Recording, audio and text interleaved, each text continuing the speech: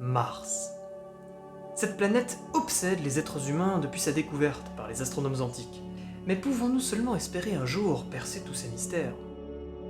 Salut à tous et bienvenue dans cette 4ème revue d'actu. Je crois ne pas prendre trop de risques en déclarant que Mars est l'une des plus célèbres planètes jamais découvertes par l'homme. En témoignent les multiples récits, romans, films et projets d'expédition autour de la planète rouge. L'un de ces projets fait justement assez parler de lui en ce moment puisqu'il s'agit de la mission InSight, commandée par la NASA, dont l'objectif est d'étudier les couches inférieures de la planète pour mieux comprendre la formation des planètes telluriques.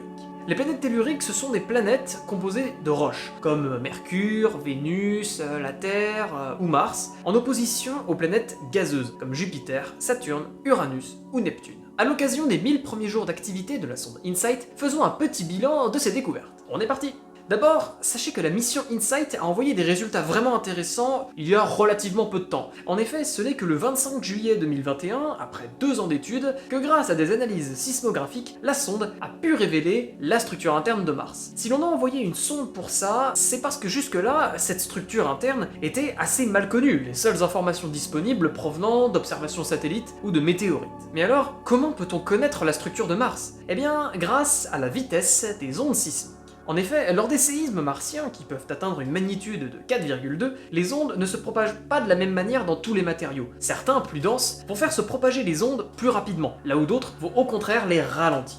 Mais la densité du matériau n'est pas le seul critère. En effet, on peut aussi citer la température, la pression, ou encore la composition minéralogique du matériau. Une fois les vitesses des ondes enregistrées, il suffit de comparer ces données avec celles dont on dispose déjà grâce aux météorites martiennes. Tel matériau ralentit beaucoup les ondes, celui-là les accélère, et on peut donc en déduire la structure interne de Mars. Ainsi, InSight nous révèle que la croûte de la planète fait entre 20 et 35 km d'épaisseur, et le rayon du noyau entre 1810 et 1860 km. On a également appris que le noyau contient de l'oxygène, du fer, du nickel et du soufre. Ce qui est sûr, c'est qu'ici, on attend les prochaines découvertes avec une grande impatience. Ainsi, nous connaissons mieux la structure interne de Mars. Mais vous savez, l'intérêt de l'homme pour la planète rouge a déjà permis de dévoiler quelques faits intéressants sur elle. Faisons un petit tour d'horizon de ces quelques informations sur Mars.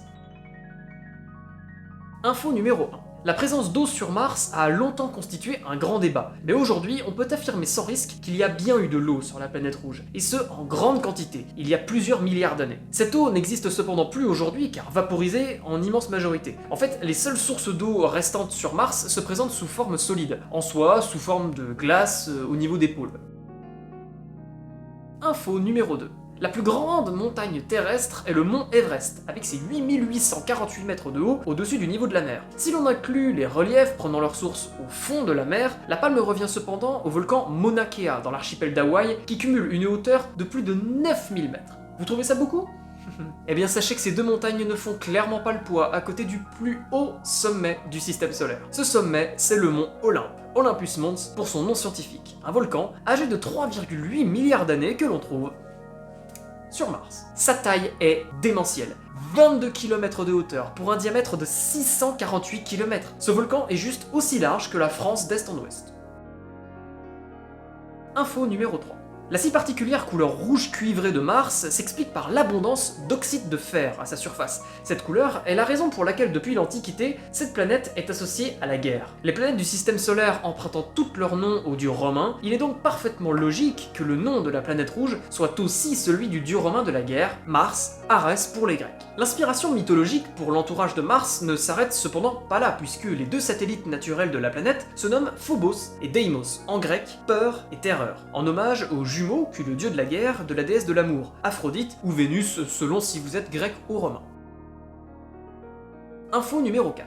Parmi les photos prises lors de l'expédition Viking 1 envoyée vers Mars en 1976, plusieurs furent assez troublantes. En effet, sur l'une de ces images, on peut aisément distinguer ce qui semble être un visage humain. Sur une autre, c'est une pyramide qui semble se dessiner à la surface de la planète rouge. Il n'en fallait pas plus aux théoriciens qui se mirent à penser qu'une forme de vie intelligente existait bel et bien sur Mars. Mais la réalité risque de mettre à mal cette hypothèse. Ce que l'on prend pour un visage serait en réalité une manifestation d'un phénomène psychologique nommé pareidolie, le fait de reconnaître des formes familières dans un milieu qui ne l'est pas, ici la surface de Mars. Mais en l'absence de preuves, qui pourrait affirmer que ces manifestations ne sont effectivement que des illusions? La question de la vie sur Mars est plus que jamais d'actualité. Alors qui sait quelles révélations nous attendent dans les prochaines années? À l'avenir, je ne peux que vous conseiller de rester attentif. Et voilà, c'est la fin de cette vidéo, merci beaucoup de l'avoir visionnée, et merci d'être toujours plus nombreux à me suivre, on avance lentement mais sûrement. Si ce n'est pas fait, je vous laisse vous abonner, commenter, partager et activer la cloche, ça m'aide énormément. Quant à moi, en attendant la prochaine vidéo, il ne me reste plus qu'à vous dire salut!